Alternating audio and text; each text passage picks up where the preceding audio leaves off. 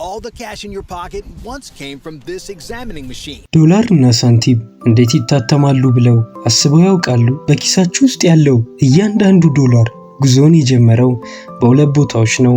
ዋሽንግተን ዲሲ ወይም ፎርት ወርዝ ቴክሳስ። Washington DC or Fort Worth, Texas. About $541 million a day. ይህ የገንዘብ ህትመትና ስነ ጥበብ ቢሮ ይባላል። ይህ ቦታ በቀን $541 ሚሊዮን የሚያትም እንደ ሰዓት የሚረቅ ግዙፍ ፋብሪካ ነው። ግን መጀመሪያ አንድ ሚስጥር ልንገራችሁ። የወረቀት ገንዘብ የሚለው አባባል ስህተት ነው። ተራ ወረቀት ከእንጨት የሚሰራ ሲሆን ቢታጠብ ይበጣጠሳል። እነዚህ ኖቶች ግን ከ75% ጥጥና ከ25% ከተልባ እግር የተሰሩ ናቸው። ይህን ልዩ ጥሬ ዕቃ የሚያቀርበው ክሬም ፔፐር የተባለው ኩባንያ ሲሆን የፌዴራል ሪዘርቭ ስራ ከተጀመረበት ጊዜ አንስቶ ይህን የማምረት ብቸኛ መብት አለው። እንግዲያው ይህን ወረቀት ከባለስልጣናት ውጪ በማንኛውም ሰው እጅ መገኘቱ በህግ ያስቀጣል። አንድን የዶላር ኖት በጥንቃቄ ተመልከቱ። እያንዳንዱ ኖት የጥበብ ስራ ነው። በውስጡ በዘፈቀደ የተበተኑ ጥቃቅን ቀይና ሰማያዊ የሐር ክሮች አሉት። ትላልቅ የገንዘብ ኖቶች ደግሞ ለብርሃን ሲጋለጡ የሚታዩ የውሃ ምልክቶችና ኖቱን ዘመም ሲያደርጉት ቀለሙን የሚቀይር ልዩ ቀለም አላቸው። ከሁሉ የሚገርመው ግን የደህንነት ክር ነው። ገንዘቡን በአልትራቫዮሌት ብርሃን ስር ካደረጋችሁት እያንዳንዱ የገንዘብ አይነት የተለያየ ቀለም ያመነጫል። ይህም ባንኮች ሐሰተኛ ገንዘብን በቀላሉ ለመለየት ይረዳቸዋል። ይህ ሁሉ ስራ በዲጂታል ኮምፒውተር ብቻ የሚሰራ ይመስላችሁ ይሆናል፣ ነገር ግን አይደለም። የዶላር ዲዛይኖች መጀመሪያ በሰልጣኝ ባለሙያዎች በእጅ ይሳላሉ። ሳሊዎቹ ፓንቶግራፍ በሚባል መሳሪያ በመጠቀም ዲዛይኑን በብረት ሳህኖች ላይ ይቀርጹታል። To withstand the extreme pressures you'll soon be seeing, they are chrome plated. That's why they look so shiny.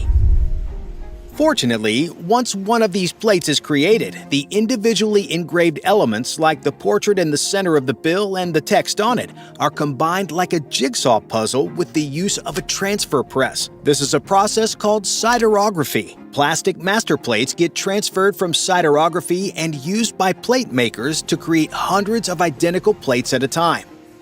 This process works well for all the dollar bills in circulation. ይህ ስራ በጣም ረቂቅ ከመሆኑ የተነሳ አንዱን ሳህን ለመጨረስ 8 ቀናት ሊፈጅ ይችላል። እነዚህ ሳህኖች በሚታተሙበት ጊዜ የሚፈጠረውን ከፍተኛ ጫና እንዲቋቋሙ በክሮም ብረት ይለበጣሉ።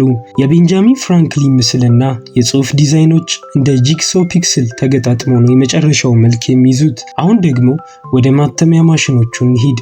እነዚህ ማሽኖች 15 ሜትር ርዝመት ያላቸውና 7ቱን የሚመዝኑ ግዝፈት አላቸው። ማሽኖቹ ሁለት አይነት የህትመት ዘዴዎችን ይጠቀማሉ። አንደኛው የጀርባ ቀለሞችን ሲቀባ፣ ሁለተኛው ደግሞ ኢንታግሊዮ ይባላል። ይህ ዘዴ በከፍተኛ ግፊት ቀለሙን ወደ ወረቀት ውስጥ ዘልቆ እንዲገባ ያደርገዋል። አዲስ የሆነ የገንዘብ ኖት በእጃችሁ ስነኩት የሚሰማችሁ ያ ሸካራነት የዚህ ውጤት ነው።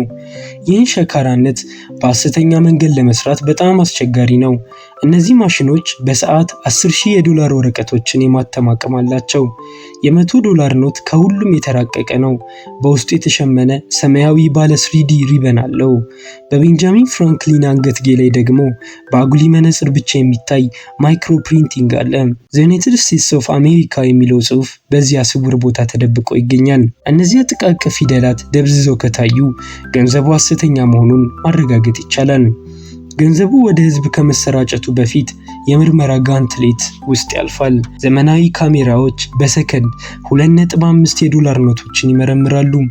አንዲት ነጥብ እንኳን ከተሳሳተች ያ ኖት ወዲያውኑ ውድቅ ይደረጋል። ያለፉት ደግሞ በጊሎቲን ማሽን በትክክለኛው ልክ ይቆረጣሉ። ከዚያም በ100 ኖት ተሸክፈው በታጠቁ መኪናዎች ወደ ፌዴራል ሪዘርቭ ባንኮች ይወሰዳሉ። They can be in vaults for years. Once they're ready to be used, the Fed will distribute the notes to the public through typical commercial financial institutions.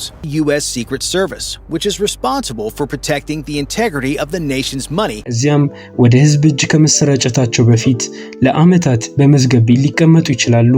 ሳንቲሞች ግን ታሪካቸው የተለየ ነው። አንድ የ$100 ኖት ለማተም 16 ሳንቲም ብቻ ሲፈጅ፣ 1 ሳንቲም ለመስረቅ ግን ከ3 ሳንቲም በላይ ይፈጃል። ይህ ማለት ሳንቲሙ ራሱ ከሚወክለው ዋጋ ይልቅ እሱን ለመስራት የሚወጣው ወጪ ይበልጣል ማለት ነው። ይህም ለመንግስት ትልቅ ኪሳራ ነው። ሳንቲሞች የሚሰሩት ከግዙፍ የብረት ጥቅልሎች ነው። ብረቱ ተቆርጦ ክብ ቅርጽ ከያዘ በኋላ እስከ 950 ዲግሪ ፋራናይት ይሞቃል። ይህም ብረቱ እንዲለሰልስ ያደርገዋል። ከዚያም እስከ 160 ቶን በሚደርስ ከፍተኛ ግፊት የሳንቲሙ ዲዛይን ይታተምበታል። ነገር ግን የአሜሪካ የሳንቲም ማምረቻ በቅርብ ጊዜያት ከፍተኛ ትችት እየቀረበበት ነው። በሂሳብ አያያዝ ስህተት፣ በማሽኖች መበላሸትና በአካባቢው ብክለት ሳቢያ በርካታ ክሶች ቀርበውበታል። ሌላው ቀርቶ ከቻይና የሚመጡ ሐሰተኛ ሳንቲሞች መበራከትም ትልቅ ስጋት ሆኗል። አሁን ዓለማችን ወደ ዲጂታል ክፍያ በከፍተኛ ሁኔታ እየተሸጋገረች ባለችበት ወቅት የጥሬ ገንዘብ የወደፊት ዕጣ ፈንታ ምን ሊሆን እንደሚችል በትክክል አይታወቅም። ነገር ግን እስከዚያው ድረስ እነዚህ ኖቶችና ሳንቲሞች እንዲሁ ተራ የመገበያያ ቁሳቁሶች ብቻ አይደሉም። በውስጣቸው እጅግ ረቂቅ የሆኑ የጥበብ ስራዎችንና የቴክኖሎጂ ሚስጥሮችን የያዙ ናቸው። በሚቀጥለው ጊዜ $100 ኖት በእጃችሁ ሲገባ የቤንጃሚን ፍራንክሊንን አንገትጌ በጥንቃቄ ተመልከቱ። በውስጡ የተደበቀው ጥቃቅን ጽሑፍና ጥበብ በእርግጥም ያስገርማችኋል።